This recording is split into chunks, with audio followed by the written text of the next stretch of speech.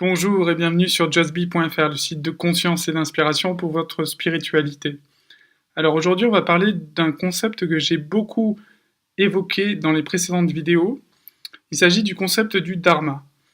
On va ensemble essayer de comprendre ce que c'est que le dharma, sa définition, comprendre pourquoi le dharma facilite notre expansion, comprendre également comment trouver notre dharma et en cerner un petit peu les mécanismes. Alors, tout d'abord, qu'est-ce que c'est que le dharma?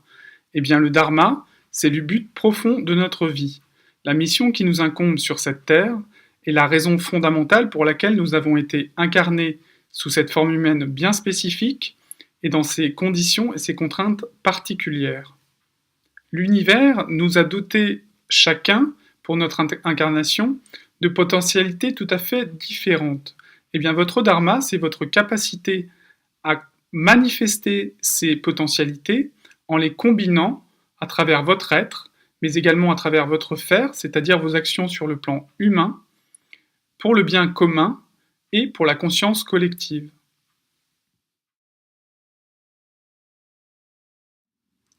Le dharma fonctionne et résonne selon un principe qui est très simple, mais qui est essentiel.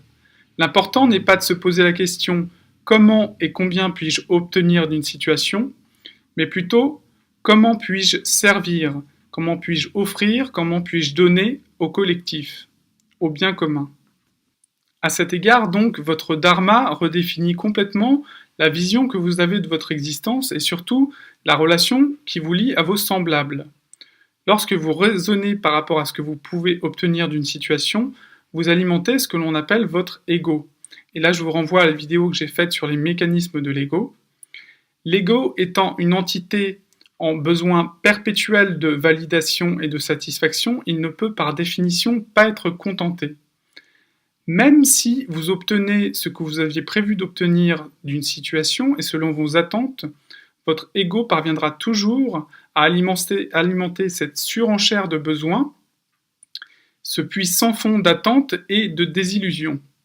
Mais alors, comment s'affranchir de cet éternel insatisfait qu'est votre ego? En premier lieu, il s'agit de ne pas être dans le déni de votre ego. Votre ego existe bel et bien. Ne le reniez pas, cela ne ferait que l'alimenter. Bien au contraire, prenez-en conscience et essayez d'offrir à cette part de vous de l'apaisement et de l'espace, cette part de vous qui brûle de désir et de besoin, d'égoïsme et de compétition. Nous avons bien compris que notre présence sur Terre répond à une dynamique d'expansion. Nourrir notre ego, c'est un mouvement de l'extérieur vers l'intérieur, c'est-à-dire que nous faisons dépendre notre évolution de facteurs externes. Nous prenons des éléments extérieurs de notre environnement pour nous nourrir nous-mêmes.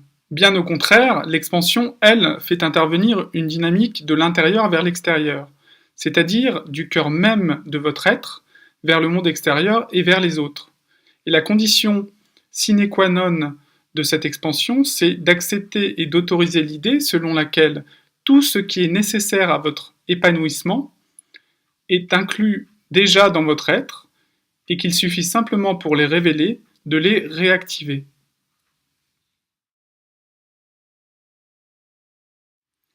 Alors pourquoi justement notre dharma facilite-t-il notre expansion? Eh bien, se demander comment puis-je servir dans une situation, c'est déjà apporter la première pierre de la conscience de notre expansion. Servir, c'est donner, c'est partager, c'est-à-dire puiser en vous, dans votre être profond, pour apporter à l'autre, lui transmettre, dans cette dynamique de l'intérieur vers l'extérieur. Lorsque vous vous mettez au service de l'univers et d'autrui, vous vous alignez avec cette dynamique universelle d'expansion, vous entrez en phase avec elle, vous êtes en symbiose avec elle, et en quelque sorte vous honorez votre rôle divin dans cette orchestration globale.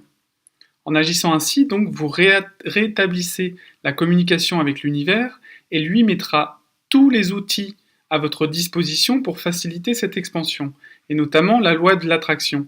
Et là, je vous renvoie à la vidéo que j'ai faite sur la loi de l'attraction. Tout ça dans le but de vous apporter l'abondance nécessaire pour mener à bien votre mission de vie pleinement et dans les meilleures conditions.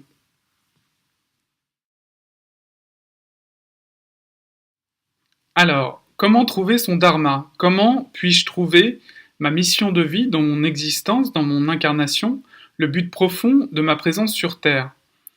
Eh bien, pour répondre à ces questions, vous pouvez vous interroger sur les moyens dont vous disposez pour inverser le processus de l'ego en faveur de celui du don de soi.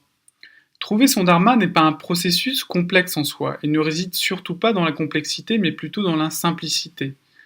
Vous pouvez d'ailleurs avoir plusieurs dharmas au cours de votre vie en fonction des périodes que vous traversez dans votre existence.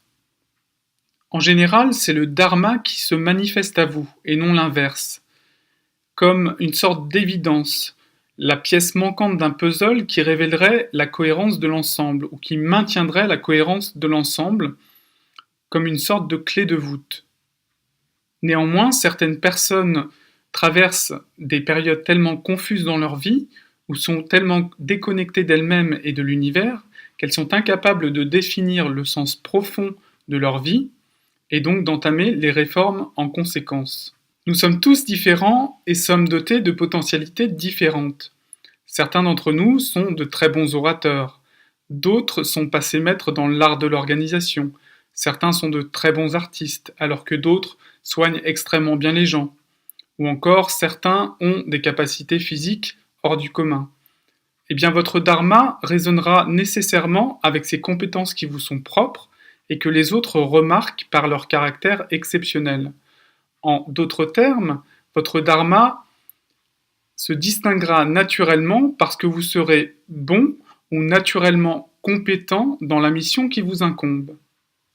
Alors l'autre paramètre pour affirmer et différencier son dharma, eh bien, c'est bien sûr de s'investir dans une mission que vous aimez, vous en premier lieu, parce que seules les compétences ne se suffisent pas elles-mêmes.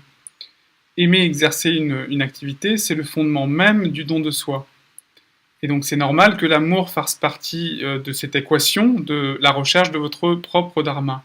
Accomplir une activité que vous aimez, c'est avant tout vous faire plaisir à vous-même, vous honorer et en quelque sorte envoyer des messages à l'univers qui déterminent que vous êtes au bon endroit, au bon moment, à faire les choses qui ont le plus de sens dans votre vie, dans le moment présent.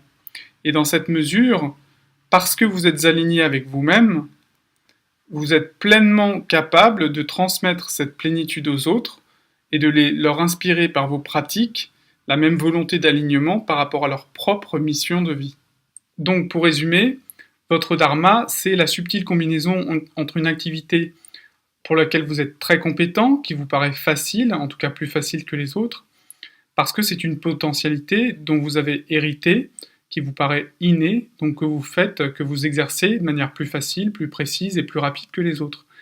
Mais c'est aussi une activité que vous aimez particulièrement exercer, parce qu'elle vous donne le sentiment d'être inspiré, d'être vivant et de servir le bien commun, de servir le collectif. Donc on a vu le dharma s'impose à nous un petit peu comme une évidence, une sorte de sacerdoce auquel on ne peut pas vraiment déroger, et s'exprime parfois aussi avec cette certaine urgence de l'exercer parce que c'est ce qui va donner le plus de sens à notre vie, nous donner le sentiment de servir l'humanité, le collectif, dans notre propre échelle d'existence humaine. Si vous n'êtes pas en mesure d'identifier votre dharma dans le moment présent de votre vie, c'est le plus souvent parce que vos conditions de vie ne vous permettent pas de créer l'espace nécessaire pour vous poser les bonnes questions.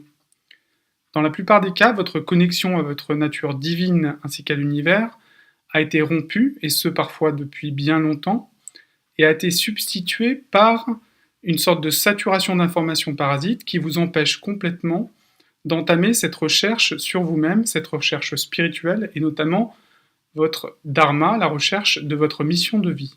Le développement personnel requiert du temps, requiert de l'investissement de votre part, et parfois la nécessité de ne rien faire pour s'extraire de cette routine dont l'aspect humain a souvent été exclu.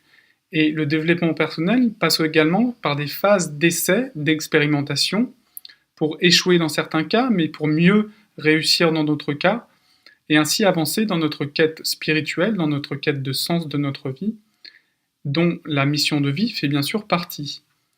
Et donc pour vous réapproprier cette communication avec votre nature divine, je vous engage à regarder la vidéo que j'ai faite sur les 10 conseils pour augmenter votre fréquence vibratoire.